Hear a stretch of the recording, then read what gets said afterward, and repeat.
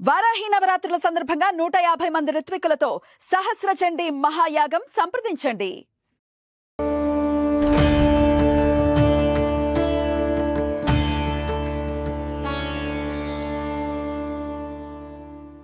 నమస్తే, welcome to Suman TV. నేను పద్మిని. ముందుగా ప్రేక్షకులకి వారాహి నవరాత్రుల శుభాకాంక్షలు.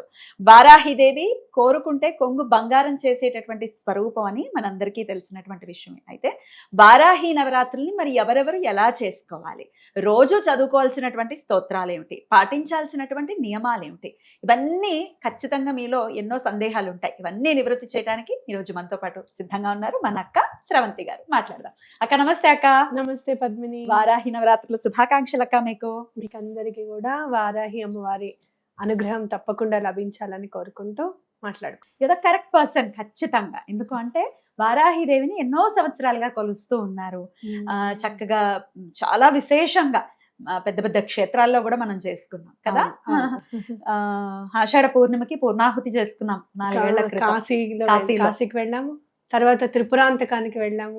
Next year. అద్భుతం అక్క. సో మరి వారాహి దేవిని ఎలా పూజించుకోవాలి అంటే డే 1, డే 2, డే 3 అలా సపరేట్ గా 9 వీడియోస్ మనం ప్రేక్షకులకు అందిస్తే వాళ్ళకు ఉపయోగకరంగా ఉంటుందని నా భావన అక్క. ఒక రోజు ముందు వీడియోస్ అన్ని కూడా పబ్లిష్ చేయడం జరుగుతుంది. సో ఖచ్చితంగా ఈ వీడియో చూస్తే చక్కగా ఫాలో చేసేసుకోవచ్చు వాళ్ళు. ఏం పూజ చేసుకోవాలి, ఎలా దండం పెట్టుకోవాలి, ఇవన్నీ మరి మొదలు పెడదాం అక్క. తప్పకుండా. మరి 2వ రోజు అమ్మవారిని ఎలా ఆరాధన చేసుకోవాలి ఇప్పుడు తెలుసుకుందాం అక్క. చెప్పండి అక్క. అమ్మవారిని లఘు వారాహి కిందకి మనం అమ్మవారిని అనుకొని మనం పూజ చేసుకోవచ్చు. లఘు అంటే చాలా స్వల్పము అని, అంటే చాలా చిన్నగా అని అర్థం అనమాట. అంటే అమ్మవారు చిన్నదను అని కాదు, మన భక్తి ఎంత చిన్నదైనా సరే, మనం ఎంత చిన్నగా పూజ చేసుకున్నా సరే, చాలా తేలికగా పూజ చేసుకున్నా సరే అమ్మవారు చాలా తొందరగా అనుగ్రహిస్తారు అనేది మనం ఈ నామం నుంచి మనం తెలుసుకోవచ్చు అనమాట.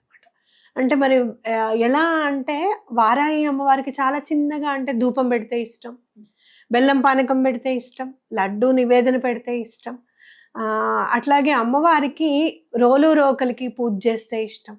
పూర్వం అందుకే రోలు రోకలికి పూజ చేయండి, తెలుగులకి బొట్లవి పెట్టండి అని చెప్పేవారు. ఇప్పుడు చిన్న చిన్నవి ఇంత మినియేచర్స్ లాగా దొరుకుతున్నాయి, పెట్టుకోవచ్చు.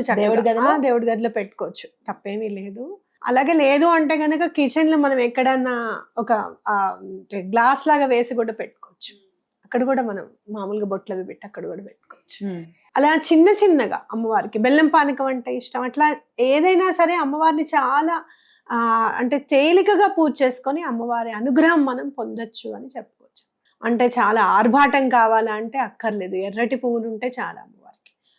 2 పువ్వులున్నా ఒకటి విఘ్నేశ్వరుడికి, ఒకటి అమ్మవారికి పెట్టి పూజ చేసుకోవచ్చు అనేది ఖచ్చితంగా మనం తెలుసుకోవాల్సింది అనమాట. నామాల్లో ఉన్న 12 నామాలు చూసుకుంటే కూడా ఒక్కొక్క నామానికి ఒక్కొక్క వైశిష్ట్యత ఉంది అని చెప్పుకోవచ్చు అనమాట.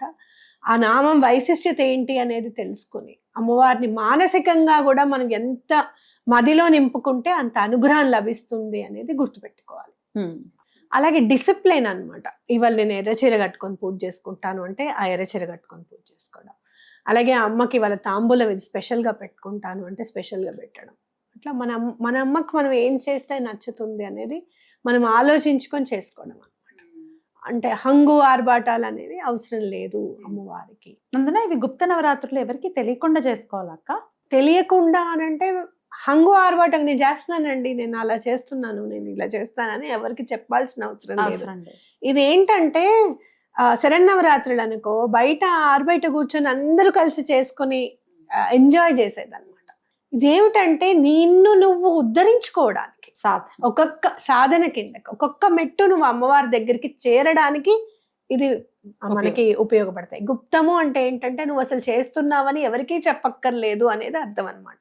అసలు ఇంట్లో ఒప్పుకోవట్లేదండి, ఎవరికి ఏం చెప్పకుండా సాయంత్రం అవ్వగానే ఇంత ఆవనం దీపం పెట్టేసి ఉన్న లలిత అమ్మవారిలోనే వారాహి అమ్మవారిని చూసుకొని 12 నామాలు చదువుకున్నా చాలు, చాలా బాగా కలిసి వస్తుంది. లఘు వారాహిని గనక 2వ రోజు తేలికపాటి పూజ చేసుకొని మనసు నిండా అమ్మని నింపుకుంటే అనుగ్రహం అనేది తప్పకుండా లభిస్తుంది. అద్భుతం. ఇది రాత్రిపూటే చేసుకోవాల్సినటువంటి పూజ కదక్క. రాత్రిపూటే అంటే 6:30 తర్వాత. మీరు ఎంత లేట్గా చేస్తే అమ్మకు అంత మంచిది. మీరు 6:30 తర్వాత స్టార్ట్ చేసుకోవచ్చు పూజ అది చేసుకోవడం. మరి ఆ 12 నామాలు అలాగే వారాహి కవచం ఎలా చదువుకోవాలో, ఒకసారి మాకు వినిపించండి అక్క. తప్పకుండా. ఒకవేళ అది చదవటం రాని వారు మీ ఆడియో వింటూ కూడా పూజ చేసుకోవచ్చు కదా? చేసుకోవచ్చు. అలా కూడా పూజ చేసుకోవచ్చు. మరి ఆ 12 నామాలు కవచం ఇప్పుడు ఒకసారి విందాం. ఆ విఘ్నేశ్వరుడి పాద పద్మములకు నమస్కరిస్తూ మనం ఇప్పుడు వారాహి అమ్మవారి 12 నామాలు చదువుకుందాం. ఓం పంచమ్యై నమః, ఓం దండనాథాయై నమః, ఓం సంకేతాయై నమః, ఓం సమయేశ్వర్యై నమః, ఓం సమయ సంకేతాయై నమః, ఓం వారాహ్యై నమః, ఓం పౌత్రిణ్యై నమః, ఓం శివాయై నమః, ఓం వార్తాళ్యై నమః, ఓం మహాసేనాయై నమః, ఓం ఆజ్ఞాచక్రేశ్వర్యై నమః, ఓం అరిగ్ధై నమః. ఆ విఘ్నేశ్వరుడి పాదపద్మములకు నమస్కరిస్తూ మనం అమ్మవారి వారాహి కవచం చదువుకుందాం. అస్య శ్రీ వారాహి కవచస్య త్రిలోచన ఋషిః అనుష్ఠుప్ ఛందః శ్రీ వారాహి దేవత. ఓం బీజం గ్లౌం శక్తిః స్వాహేతి కీలకం మమ సర్వశత్రునాశనార్థే జపే వినియోగః. ధ్యానం ధ్యాత్వేంద్రనీలవర్ణాభాం చంద్ర సూర్యాగ్నిలోచనాం విధి విష్ణు హరేంద్రాది మాతృభైరవ సేవితాం జలన్మణి గణ ప్రోక్తమకుటాం అవిలంబితాం అస్త్రశస్త్రాణి సర్వాణి తత్తత్ కార్యోచితాని చ ఏతైః సమస్తైర్వివిధం బిభ్రతిం ముసలం హలం పాత్వా హింస్రాన్ హి కవచం భుక్తి ముక్తి ఫలప్రదం పటే త్రిసంధ్యం రక్షార్థాం ఘోరశత్రు నివృత్తిదం వార్తాళి మే శిరః పాతు గౌర్యాస్య ఫలముత్తమం నేత్రే వరాహ వదనా పాతు కర్ణౌ తథాంజని घ्राणं मे रुन्धिनी पातु मुखं मे पातु जम्बिनी पातु मे मोहिनी जिह्वां स्तंभिनी कंठमादरात् स्कंदो मे पंचमी पातु भुजौ महिषवाहना सिंहरूढा करो पातु कुचो कृष्ण मृगांचिता नाभिं च शंकिनी पातु पृष्ठदेशे त्रिचक्रिणी खड्गिनी पातु कट्यां मे मेढ्रं पातु च केधिनी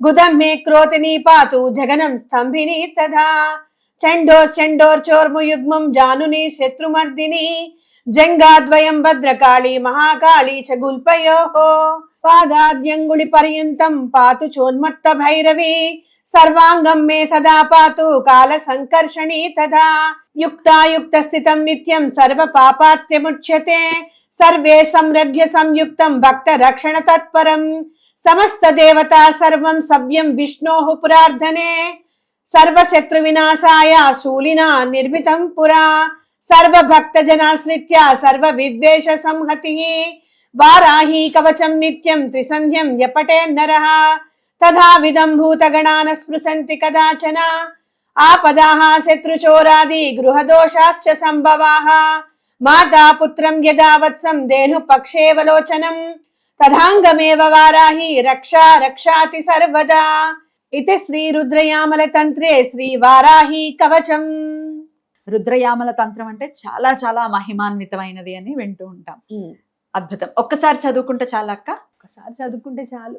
అమ్మవారి కవచం ఏంటంటే అన్ని విధాలుగా అసలు పంచభూతాలని కాదు, లేదు అంటే గనక శత్రువులు బయట అంతఃశత్రువులు, మనలో ఉన్న అంతఃశత్రువులు ఎలా ఉంటారు చెప్పు, ఎవరు అవునా కాదా? అలాంటి వాళ్ళని కాదు, ఏదైనా కానీ శత్రు సంహారం అనేది అమ్మవారు చేస్తారు. మనని కూడా చాలా అంటే చాలా మౌల్డ్ చేస్తారు. ఒక రకంగా చెప్పాలి అని అంటే మనం కూడా అంటే అమ్మవారి చేతిలో మనం కూడా శిల్పంగా తయారవుతాం అనేది ఖచ్చితంగా చెప్పుకోవచ్చు. 9 రోజులు పూజ చేసుకునే వాళ్ళు బ్రహ్మచర్యం పాటించాలా? తప్పకుండా పాటించాలి. బ్రహ్మచర్యం అనేది తప్పనిసరి. అలాగే తామసిక ఆహారం, నాన్ వెజ్ తినకూడదు, ఉల్లిపాయ తినకూడదు, వెల్లుల్లిపాయ తినకూడదు. ఒకవేళ మేము 9 రోజులు చేయలేకపోతున్నామండి, రకరకాల కారణాల రీత్యా, అది పీరియడ్స్ ఉన్నాయి, ఇట్లా రకరకాలు ఉన్నాయి అనుకోండి, 3 రోజులు 5 రోజులు చేసుకోవచ్చా? ఎన్ని రోజులు చేస్తే అంత ఫలితం ఇస్తుంది అమ్మ. 3 రోజులు చేసిన తర్వాత అనుకోకుండా మీకు ఏమైనా అడ్డొచ్చింది అనుకోండి, తిట్టుకోకండి. అంటే అసలు ఏమీ చేయకుండా నువ్వు పక్కన కూర్చుని కూడా నన్ను పూజించవచ్చు అనేంత అమ్మవారు ఇచ్చింది అని ఖచ్చితంగా నమ్మండి. తప్పకుండా మంచి జరుగుతుంది. అద్భుతం. మొదటి రోజు స్వప్నవారాహిగా అమ్మవారిని కొలవాలి అని చెప్తున్నారు కాబట్టి మొదటి రోజున ఖచ్చితంగా అమ్మవారి ఆరాధన చేసుకుని ఆ తల్లి యొక్క కృపకి మీరు పాత్రలు అవ్వాలని మనస్ఫూర్తిగా కోరుకుంటూ, మరి 2వ రోజు అమ్మవారిని ఎలా పూజించుకోవాలి అనేది నెక్స్ట్ వీడియోలో, రేపటి వీడియోలో తెలుసుకుందాం. ఏ నామంతో కొలవాలి అనేది. చాలా అద్భుతంగా మాకు వివరించారక్క. కృతజ్ఞతలు. నమస్తే అక్క. నమస్తే.